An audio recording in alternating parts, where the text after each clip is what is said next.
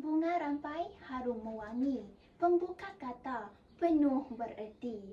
Seni dibaca, akal menyelami, hati menilai sehalus budi. Assalamualaikum warahmatullahi wabarakatuh dan salam Malaysia Madani. Nama diberi Auni Hasha binti Rahim. Saya merupakan anak didik Sekolah Menengah Kebangsaan Toh Puan Datuk Patinggi Hajar Norma yang terletak di Darus Sarawak.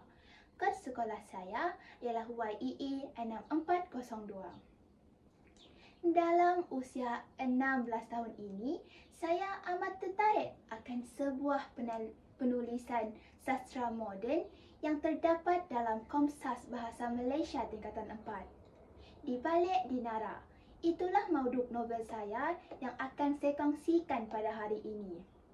Terdapat 232 halaman bercetak, karya Dayang Nur dan merupakan terbitan utusan publication dan distributor Sendirian Berhad. Kisah ini bermula pada seorang jurutera keselamatan sistem komputer yang digelar Farisha. Dia ditugaskan untuk membaiki sebuah sistem yang diberi nama Dinara di Softlab. Tugas yang terlihat biasa-biasa itu rupa-rupanya menjadi titik tolak kepada siri peristiwa yang penuh debar dan mengungkap rahsia yang tidak pernah dia jangka. Sistem Dinara kononnya adalah sistem keselamatan khusus di Softlab yang telah diserang oleh virus yang diberi gelaran bom jangka. Sejak dari awal lagi, tugasan itu memang kelihatan ganjil.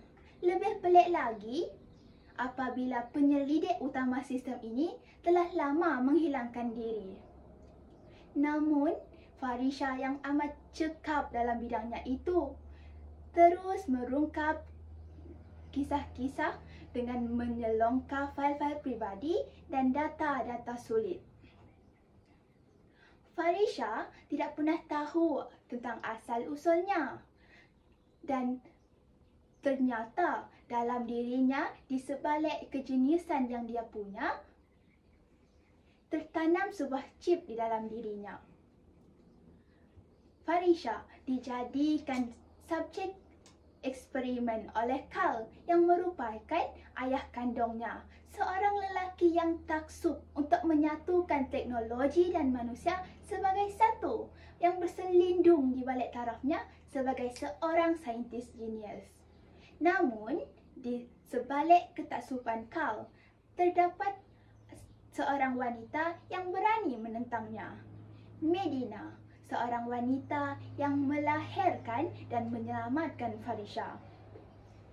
Pertemuan antara tiga watak ini menjadi nadi keseluruhan kepada novel.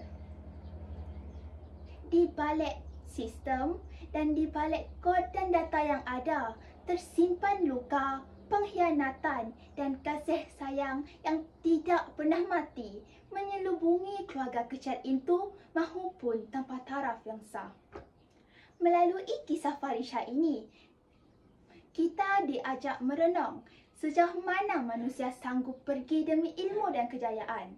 Dan bila garis antara ciptaan dan kemanusiaan mula kabur, jelas memberi persoalan tentang apakah nilai kemanusiaan pada akhirnya jika manusia sibuk akan kemajuan. Pada pendapat saya, teknik penceritaan yang digunakan dalam novel ini amat menarik, menjadikan cerita lebih hidup dan segar. Terdapat satu ayat yang amat saya gemari, iaitu Carl bukan hanya mencipta sistem, tetapi juga mencipta dunia. Jelas membuktikan bahawa Carl bukan hanya seseorang yang memegang gelaran saintis jenius semata-mata.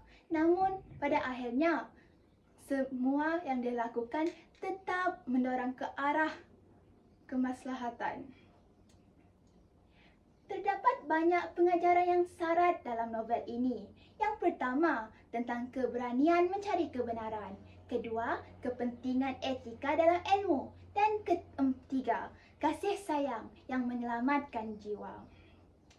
Hadirin yang saya hormati, buku ini sesuai untuk pembaca yang meminati sains fiksyen, teknologi, yang turut mempunyai lapisan konflik batik serta nilai-nilai kekeluargaan. Untuk merasai elemen sebenar dalam diri manusia dan mengetahui kelanjutan dalam dunia digital yang rumit ini, saya amat menggalakkan hadirin untuk membacanya sendiri. Itu sahaja yang boleh saya kongsikan pada hari ini. Sekian, terima kasih.